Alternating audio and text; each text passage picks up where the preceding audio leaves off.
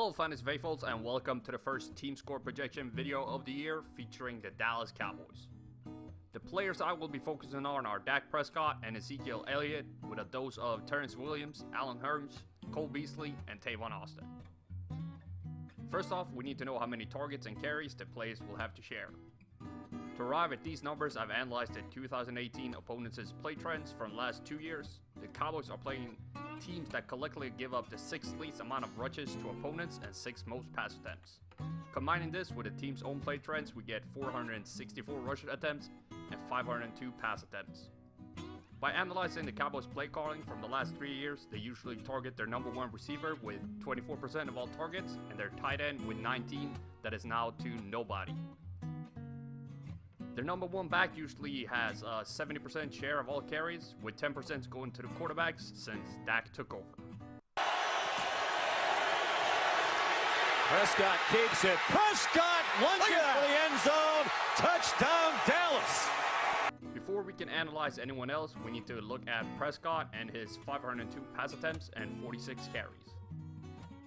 Breaking down his passing so we can use it for further analysis of the pass catchers, we see a bunch of shorter passes with an emphasis on the right side of the field.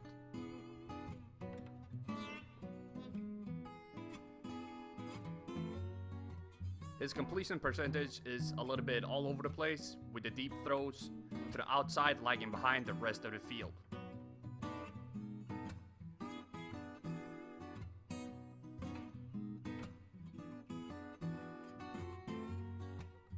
His yards per completion is nothing too exciting, being behind the league average in all deep zones and only on par with the rest of the league in the shorter zones.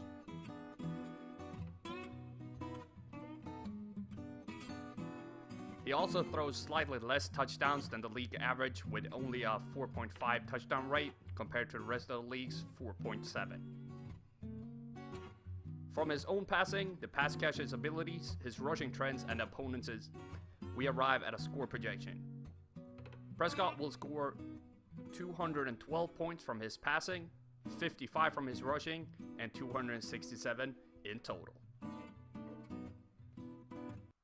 From the 40, the first drive of the second half. Begins with Elliott, breaking it into the secondary, and it's a foot race, and he will not be touched. Next up is Ezekiel Elliott with 325 carries and 40 targets. Breaking down his rushing, we have 7 running lanes outside the tight ends, outside the tackles, outside the guards, and on either side of the center. His trends show that he does most of his work outside the left tackle and to either side of the center. Furthermore, his yards per carry to the different zone are worrisome, considering he only averages 3 yards to his runs outside the left tackle, but all in all, great numbers from a great back. His touchdown rate since entering the league has been 4% flat, and I expect this to stay roughly the same in 2018. Looking at his receiving, we see that he's a very good pass catcher, hauling in more than half of his targets to all short zones, with a fantastic 13 yards per catch to the right zone, a zone that Prescott loves to target.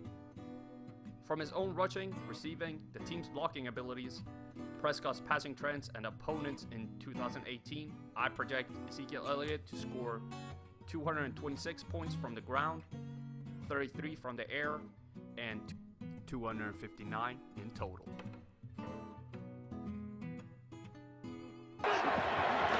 Moving pocket. Prescott throws. Caught for the touchdown. Cole Beasley sneaks in. In Dallas, we have 4 known receiving names and 1 unknown tight end to analyze.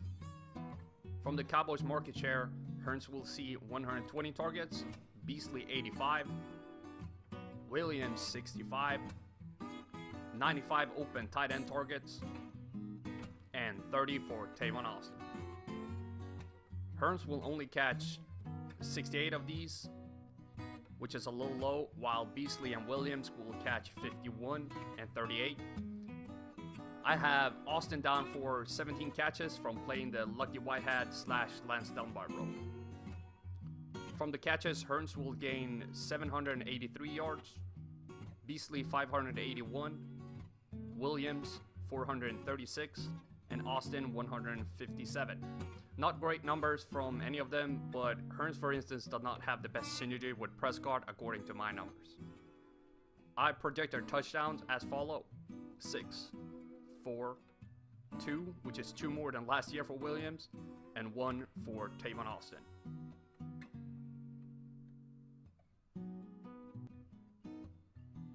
Lastly, a final look at their fantasy points. Prescott and Elliott are to me the only 2 players on the roster worth considering, while Aaron Hurns could be drafted as a bench player or maybe in a deeper league. The receiving core is just too much of an unknown right now for me to be excited of any of them. Thank you very much for watching. Don't forget to hit that like button and subscribe to the channel for more weekly content. And as always, the spreadsheets are dark and full of terror.